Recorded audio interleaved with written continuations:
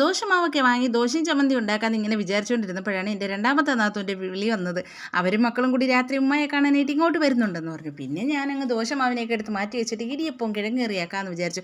എൻ്റെ ഇടിയപ്പത്തിൻ്റെ നടുക്കാണ് കേട്ടോ ഞാൻ തേങ്ങ വയ്ക്കുന്നത്. അതുകൊണ്ട് ഇതിനെ കാണാനും പറ്റത്തില്ല.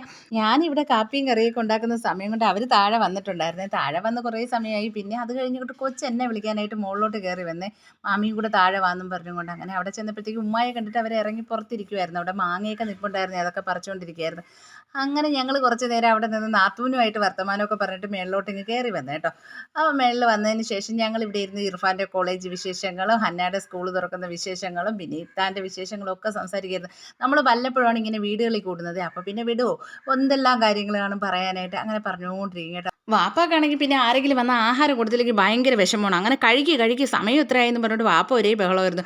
പിന്നെ ഞങ്ങൾ ആഹാരമൊക്കെ കൊണ്ടുവച്ച് കഴിക്കാൻ തുടങ്ങി കേട്ടോ. എല്ലാവരും കൂടി ഇരുന്ന് ഇങ്ങനെ കഴിക്കുമ്പോൾ നല്ല സന്തോഷമാണ്. അതെല്ലാം കഴിഞ്ഞിട്ട് കിച്ചണെല്ലാം ഒതുക്കിയിട്ട് ഇത്ത എനിക്കൊരു ടോപ്പ് കൊണ്ടു തന്നു കേട്ടോ. അതൊക്കെ ഞാൻ ഇങ്ങനെ വെച്ചൊക്കെ നോക്കുമായിരുന്നു.